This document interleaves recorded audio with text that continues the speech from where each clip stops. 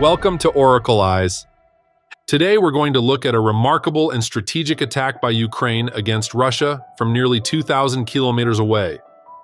It was a Ukrainian drone strike on the Olenya air base in northern Russia, which took out a Tu-22M3 long-range bomber. So what happened behind the scenes of this successful operation, and what did the Russian military lose? We will examine the details together.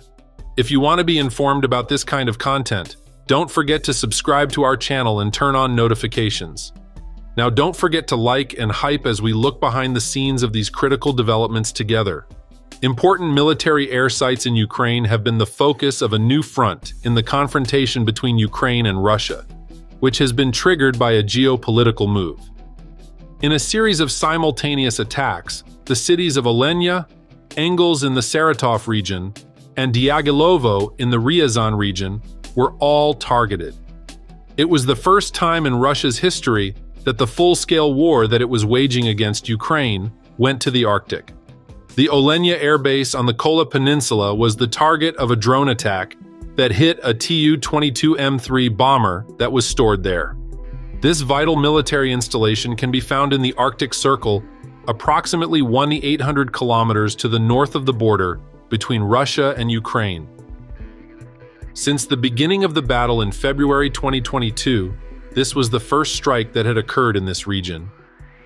The attack reportedly caused damage to a Tupolev Tu-22M3 long-range supersonic bomber and missile carrier that was stationed at Olenya airfield, as reported by Ukrainian military media.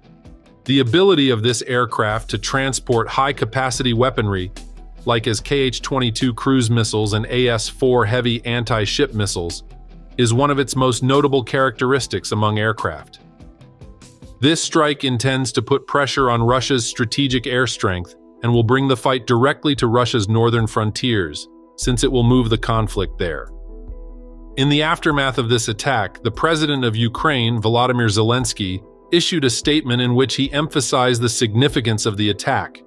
He stated that every Russian airport that was destroyed and every Russian military aircraft that was shot down allowed Ukrainians to spare their lives. The state's chief of state lauded and expressed gratitude to the bravery and sensitivity displayed by Ukrainian fighters. On the other hand, the Russian authorities chose to remain silent and made an effort to conceal both the attack and the repercussions of such attack. In light of this, what do we know about the Russian military air base Olenya, and how did Ukraine carry out the attack on this vital base? Several strategic questions have been raised as a result of the drone strike on Olenya airfield. There is no specific information available regarding the location from which this drone was launched. In the event that it took off from Ukraine, this would mean that the drone participated in an autonomous flight that traveled approximately 1,800 kilometers past the center region of Russia. Alternately, it is likely that the drone was launched from the interior of Russia, specifically from major wildlife regions such as the thickly wooded and scarcely populated Arkhangelsk or Karelia, which are located south of the Murmansk region. The Olenya airfield is situated in a key location on the Kola Peninsula, close to the town of Olenogorsk, which is the location of the major concentration of iron ore production activity. Not only is this region significant for military activities, but it is also significant for the extraction of essential natural resources. Vysoky, often referred to as Olenogorsk 8, is a restricted military village that serves as a residence for aircrew, service members, and their families. It may be deduced from this that the region serves not only as a military base, but also as a social hub simultaneously. One of the most important nuclear warhead storage facilities in Russia is located in Bolshoye Ramozero, which is located farther north, beyond Vysoky. In addition to being an essential component of Russia's national defense framework, this location, which is known by its military codename Olenogorsk 2, is also essential to Russia's nuclear capacity. One of the most remote sites from the Ukrainian border is the Olenya airfield, which is situated in European Russia near the Arctic Circle. It is also one of the most remote points possible. Because of its position, it is extremely advantageous for Russia's strategic aviation activities. More specifically, The station is routinely utilized for the purpose of conducting cruise missile strikes against civilian targets in Ukraine. Also taking off from this location were the Tu-95 MS bombers that were utilized in the attack of a children's hospital in Kiev that occurred 1 month ago. In response to the drone attack that was carried out by the Ukrainian government on Engels Air Base in the Saratov region in the spring of 2017, the Russian Strategic Air Force relocated more than 10 Tu-95 MS and Tu-160 long-range bombers to Olenya. Russia was able to diversify its military presence in a variety of geographical regions as a result of this maneuver, which strengthened Olenya's already significant strategic importance. In the past, Olenya served as the location of a collection of supersonic bombers known as Tu-22M3. The presence of this fleet is a significant factor that contributes to the advancement of Russia's Air Force in terms of both its operational capacity and its speed. These aircraft are able to operate over a large geographical area and perform deadly strikes against strategic targets because of their capacity to travel at high speeds and have a long range. However, the effective strike carried out by Ukraine inflicted a significant blow to the capabilities of the Russian government, highlighting the fact that the Russians have nowhere to hide. When viewed in this light, the assault on the Olenya airport has the potential to have a substantial impact on Russia's conventional as well as nuclear capabilities. On the other hand, individuals who specialize in military analysis have also taken notice of this crucial strike. Associate Professor Lars Peder Hage, who teaches at the Norwegian Air Force Academy, indicated that the strike was a predictable turn of events. Despite Olenya's distance from the Ukrainian border, Hage informed the Barents Observer that it was just a matter of time before the attack came place. This was given in response to the previous statement. The evidence presented by Hage indicates that Olenya is a strategic target and is a component of a Ukrainian operation that has been planned for a long time. Furthermore, the persistent GPS interference that is present in the region makes such long-distance operations even more difficult to be successful. Within the parameters of this discussion, the successful attack is regarded as a technological and operational achievement. The words made by Hage highlight the fact that Olenya plays a crucial role in Russia's Arctic defense policy, and that a strike on the base by the Ukrainian military might have serious repercussions for the security of the region. The position of Olenya, which is strategically important, is essential for bolstering Russia's influence and extending military operations in the Arctic. Furthermore, the location of the base and its proximity to the borders with NATO nations such as Norway and Finland cause strikes of this nature to have widespread ramifications in the realm of international affairs. As was noted at the opening of this essay, Ukraine simultaneously conducted attacks against air bases. The latest attacks on the Engels and Diaghilovo air bases in the Ryazan districts indicate a change in Ukraine's strategy, as well as a crucial tactical evolution that has the potential to influence the direction that the war takes. The Tu-95 MS strategic bombers, which are actively deployed in cruise missile strikes against civilian infrastructure in Ukraine, are stationed at Engels Air Base, which is located in Russia. The offensive activities that are being carried out against Ukraine are mostly dependent on the base, which is situated in the Saratov region. The Diaghilovo airfield, which can be found in the Ryazan region, is mostly utilized for the purposes of testing and training. Among the many aircraft that call this location home are the Tu-95 MS, the Tu-22M3, the Tu-134 UBL, and the Ilyushin Il-78. Additionally, it is home to a repair facility. At the same time that social media users reported explosions, the Russian Defense Ministry announced that it had shot down drones in Ryazan and 4 other Russian areas along the border with Ukraine. The most recent strikes coincided with these reports. This demonstrates the severity of the attacks as well as their impact. According to a statement released by her, the 3 damaged helicopters were used in an attack against Ukraine, and at the same time, Russian authorities are attempting to conceal this information from the surrounding population. The military capabilities of Russia appear to have been badly weakened as a result of these attacks, which have the potential to alter the dynamics of the war going forward. In particular, the Russian Air Force's operating capabilities have been severely hampered as a result of the aircraft fires that occurred in Samara and Tomilino, which are located close to Moscow. In order to emphasize the strategic significance of these attacks, the Ukrainian military announced that it had suffered the loss of 326 helicopters since the beginning of Russia's all-out offensive. The attack on the Olynya airbase demonstrates that Ukraine is capable of expanding the geographical borders of the conflict and specifically targeting critical areas in the northern region of Russia. It is possible that this will have a significant impact on Moscow's defense preparations and strategic calculations. It is possible that this attack on an area that is located inside the Arctic Circle might be interpreted as a threat not just to Ukraine but also to Russia's activities and interests in the Arctic. There is a possibility that this may lead to Russia refocusing its military investments in this region, which will in turn worsen relations with NATO and Western countries. A demonstration of how sophisticated Ukraine's military capabilities are, as demonstrated by the attack on the Olynya airbase, which is capable of reaching even the most remote regions of Russia. It is because of this that the operational capabilities and safety of Russia's strategic bombers are put in jeopardy. It is possible that Russia's air supremacy and strategic strike capacity may be diminished if long-range bombers like the Tu-22M3 were to be rendered obsolete. The effectiveness of Ukraine's ability to deploy asymmetric warfare techniques against Russia is also demonstrated by this situation. When combined with the economic difficulties brought on by sanctions, Russia's increased defense expenditures have the potential to put additional burden on the country's economy. There is a possibility that this will cause the Russian public to become increasingly uneasy about the expense of war.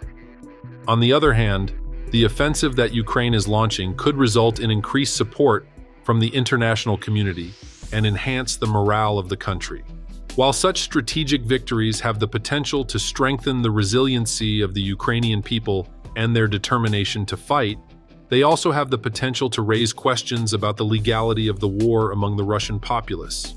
On the other hand, the attacks that Ukraine has launched against Russia's strategic military air sites have the potential to have a huge influence not just on the political image of the Kremlin, but also on the conflict in Ukraine. As a result of these attacks, substantial vulnerabilities in Russia's defensive systems have been exposed, which raises questions about the military might and strategic capabilities utilized by the Putin administration. It is possible that this will be detrimental to Russia's reputation, both within Russia and internationally. Given that Ukraine is capable of carrying out these assaults, Russia may be forced to reevaluate its strategies and tactics in the conflict as a result of this capability. As an illustration, the military presence of Russia in the Arctic is extremely important, particularly for the purpose of preserving its capability to launch a second nuclear strike. The Russian government's defense strategies could be further complicated by attacks in these regions, which could also potentially raise tensions with NATO. As a result of these strikes, Russia may be forced to raise its expenditure on military, which would add more strain to an economy that is already struggling to recover from the effects of sanctions. It is possible that Russia's economic and military resources would be depleted even further during a prolonged war. It is possible, however, that these strikes can be interpreted as a moral and strategic gain for Ukraine.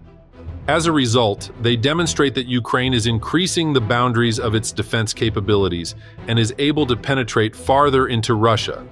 Consequently, this may be of aid to Ukraine in gaining additional support and assistance from its foreign sponsors. In general, these strategic maneuvers by Ukraine have the potential to affect the direction that the war takes, and in the long term, to alter the dynamics of security on both the regional and global levels. Vladimir Putin continues to believe that he is capable of defeating Ukraine, despite the fact that the battle has spread to the most remote regions of Russia. Early in the month of July, the annual summit of the North Atlantic Treaty Organization, NATO, resulted in a number of promising remarks and actual initiatives in support of Ukraine. On the other hand, this conference in Washington, D.C., which was widely expected, did not result in the kind of decisive action that may have convinced Vladimir Putin to halt his occupation. A considerable amount of time before the NATO summit, it was already apparent that there would be no real debate regarding the invitation of Ukraine to become a member of the organization. Instead, the focus would be on enhancing the working relationship that already exists, and the leaders of the alliance would make sure to leave as much wiggle room as they can when it comes to dealing with the conflict between Russia and Ukraine. Immediately following the summit, the formal declaration, which affirmed Ukraine's irreversible path to future membership in NATO, was the primary focus of attention. Nevertheless, the phrasing of the joint statement was not regarded as a turning moment by all individuals. In point of fact, a number of skeptics took this most recent repetition of NATO's open door to Ukraine as an indication that the alliance was still not any closer to reaching a consensus on a certain timescale for the membership of Ukraine. Naturally, the summit did not turn out to be an entirely depressing experience. In order to fulfill one of Kiev's most pressing objectives, which was to protect the country from Russian bombing, a number of countries made commitments to provide Ukraine with new air defense systems. There were announcements made regarding the imminent arrival of the first F-16 fighter jets to Ukraine, as well as additional methods to coordinate the delivery of arms and increase cooperation. In Washington, members of NATO also reached an agreement to provide Ukraine with military assistance in the amount of 40 billion euros in the coming year. Although this number is definitely large, it is not even close to meeting the level of cash that is required to guarantee that Ukraine will emerge victorious. In no way is this a novel problem. Despite the fact that the overall GDP of the West is far more than that of Russia, the leaders of the West have not yet mobilized their financial resources in order to provide Ukraine with an overwhelming military superiority. Because of this, the Russian economy, which is significantly smaller than the economies of the Western world, is currently producing more artillery shells than the entire Western world. Since the beginning of Russia's full-scale invasion, the Western response has been hindered by a lack of urgency, which is reflected in the meager progress that was accomplished during the NATO summit. There is a low probability that Moscow will change its mind as a result of this hesitation.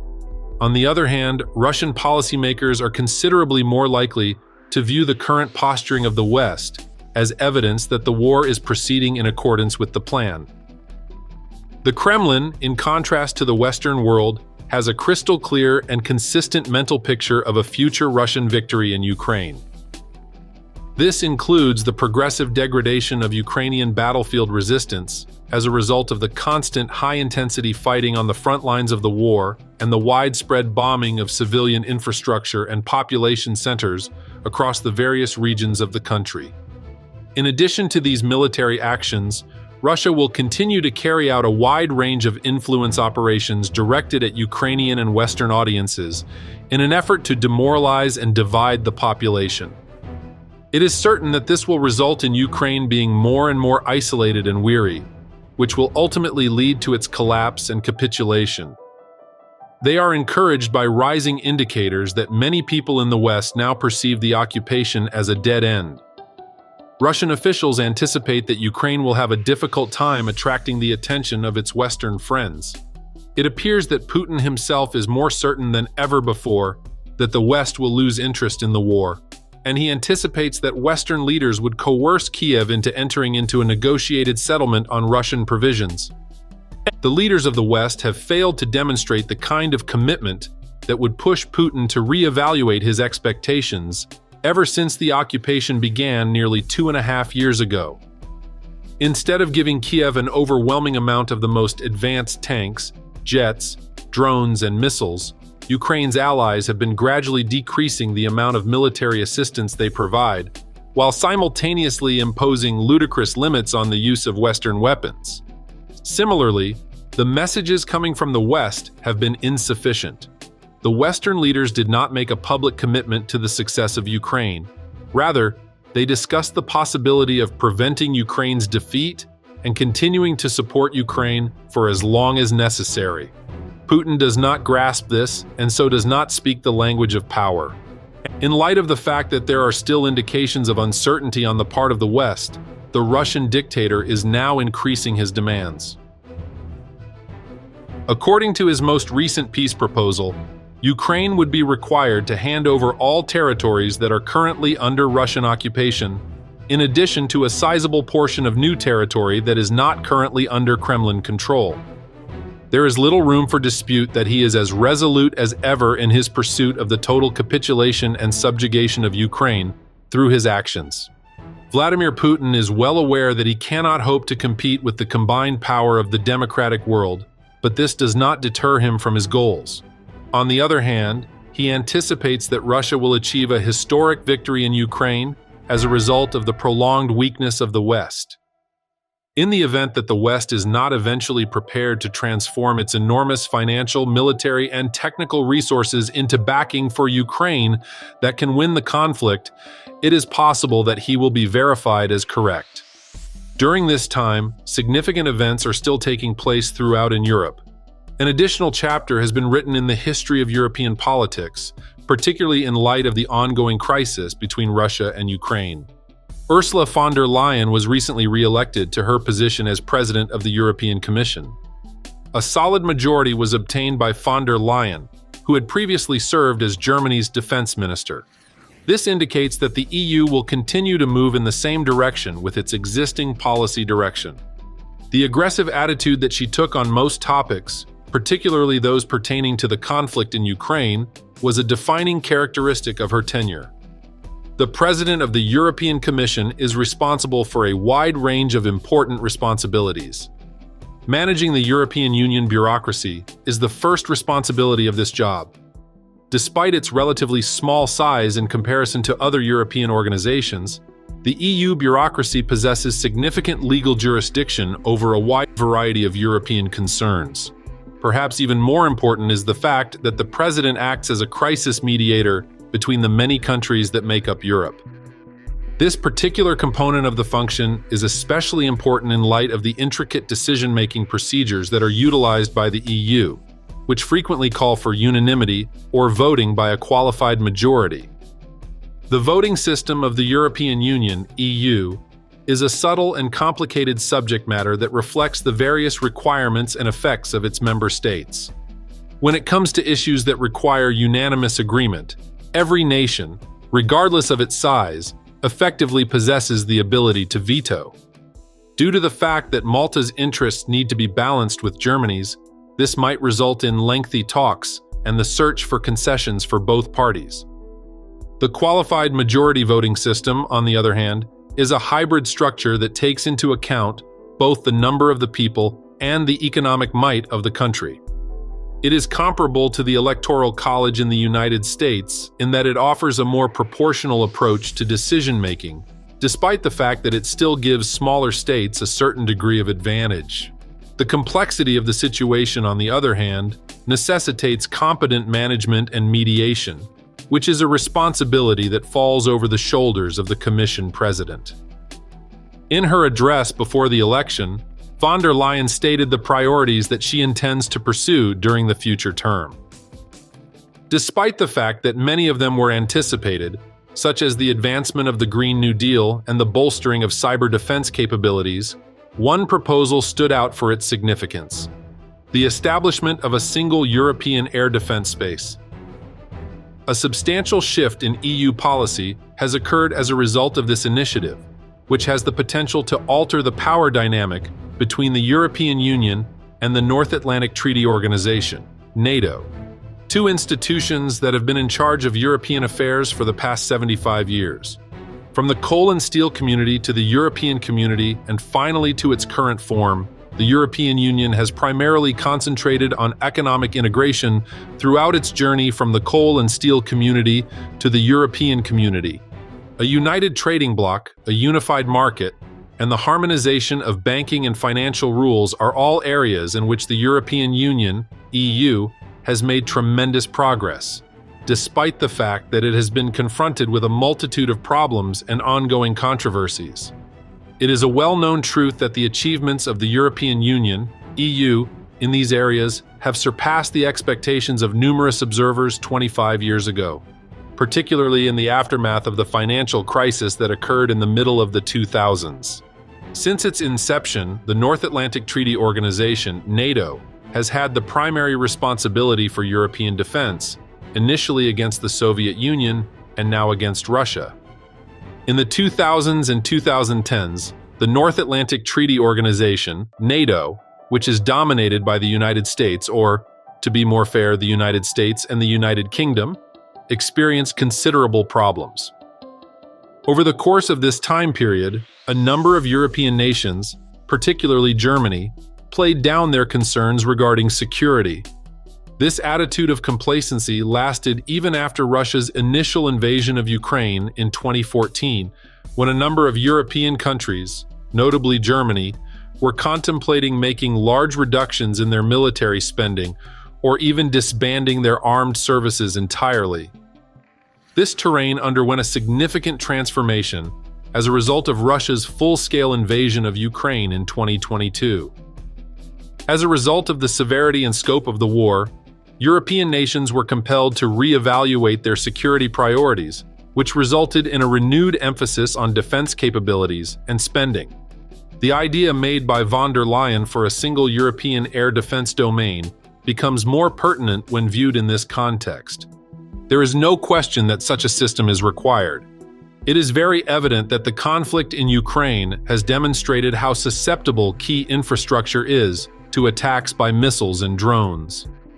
The leaders of Europe are painfully aware of the fact that their countries, which are more technologically advanced and infrastructure dependent than Ukraine, would be subjected to far more catastrophic effects in the event of strikes of a similar nature.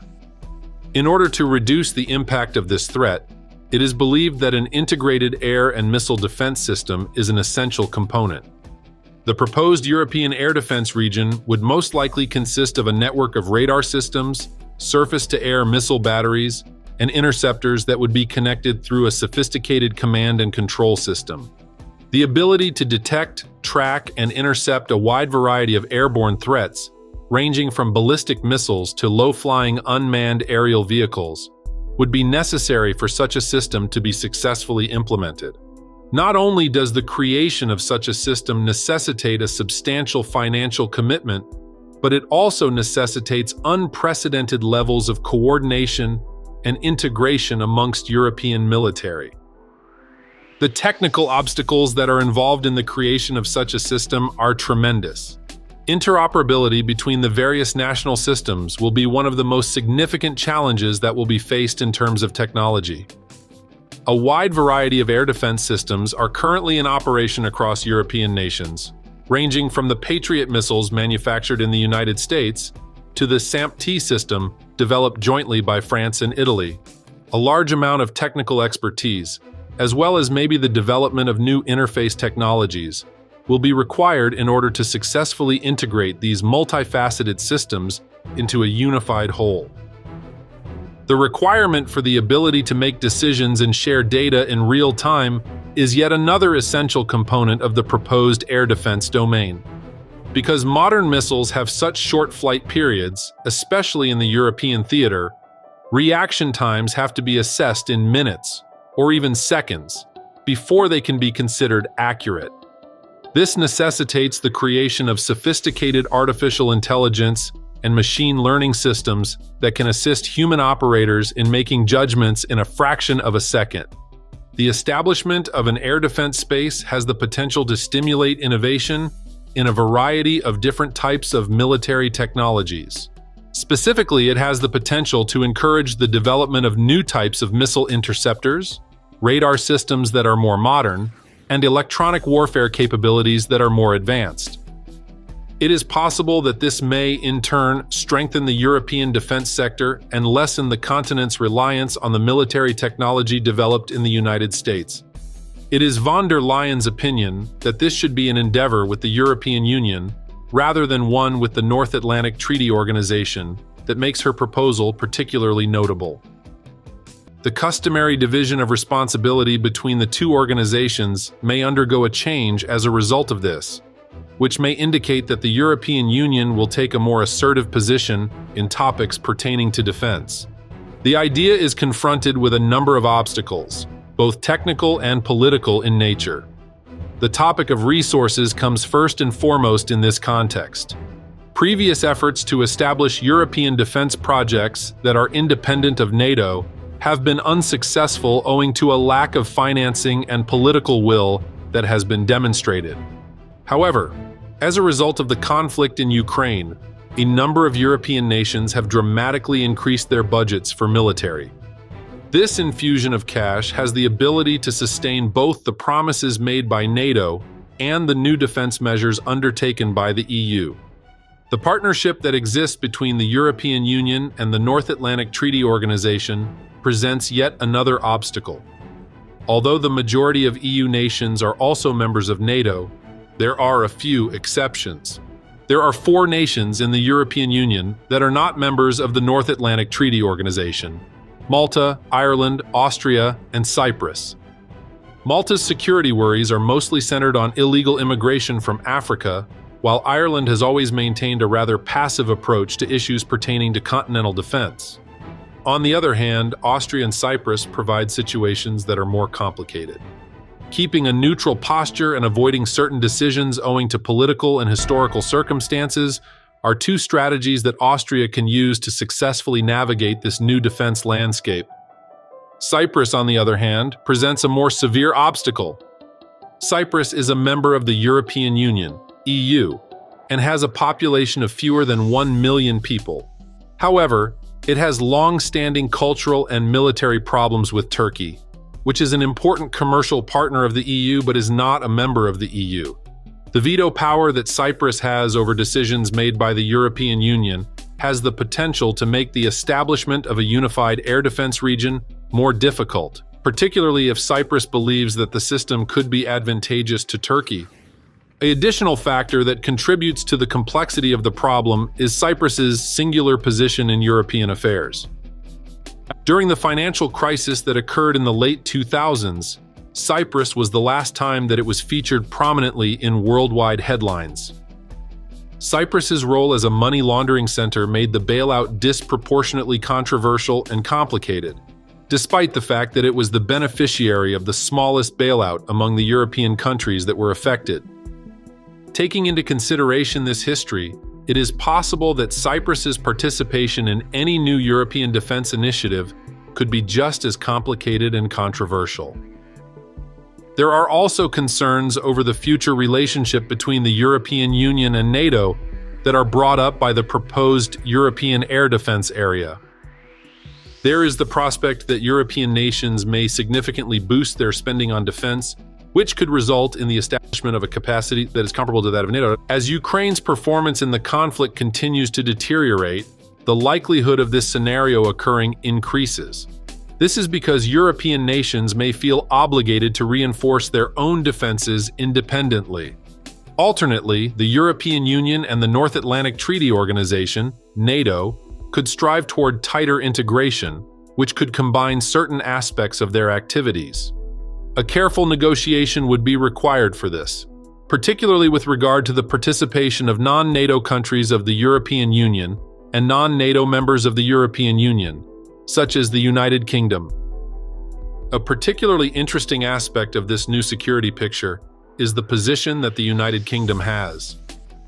As a result of the United Kingdom's decision to withdraw from the European Union, EU, while continuing to be an important member of the North Atlantic Treaty Organization, NATO, it may find itself in a highly advantageous position to exert an impact on the formation of European military policy from an external perspective. What the United Kingdom decides to do in response to these new measures might have significant repercussions not only for the safety of Europe, but also for the relationship that Britain will have with the continent when it leaves the European Union. The air defense domain that is being suggested is also a reflection of the growing realization that the nature of combat is now changing. A clear demonstration of the crucial relevance of air and missile defense systems in modern warfare has been provided by the conflict in Ukraine. This air defense area's development may also have significant repercussions for the European defense sector, which is becoming increasingly crucial. It is possible that major defense contractors in nations like France, Germany, and Italy might reap enormous benefits from a project of this magnitude. The technological capabilities of Europe might be increased as a result, and the continent's reliance on American defense technology could be reduced. On the other hand, it raises concerns over what constitutes fair competition and how contracts are distributed among the member states of the EU. Countries that are smaller and have defense sectors that are not as developed may be concerned about the possibility of missing out on the economic benefits that such a massive project could provide. The leadership of the EU will have a significant task in attempts to strike a balance between these competing interests. A development of this nature will surely be seen with skepticism by Russia, which may view it as a move that is provocative. The Chinese government will likewise be keeping a careful eye on these developments. In light of Beijing's efforts to broaden its worldwide influence, including in Europe, the establishment of a European Union that is more militarily powerful and forceful may make Beijing's geopolitical calculations more difficult to understand. The creation of an EU air defense domain brings potential as well as challenges for the United States of America within the context of the EU. A more capable European defense could, on the one hand, make it possible for the United States to minimize the number of military commitments it undertakes in Europe, so freeing up resources that could be used for other global priorities. On the other side, the United States government might be concerned about the possibility of a diminution in its influence in European security affairs if the European Union takes on a more important role in national defense.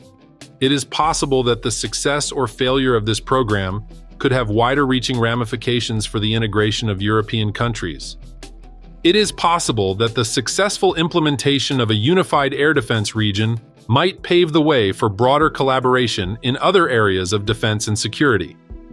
It is possible that it might serve as a model for how the European Union, EU, could build shared capabilities in other crucial sectors, such as cyber defense or space-based assets.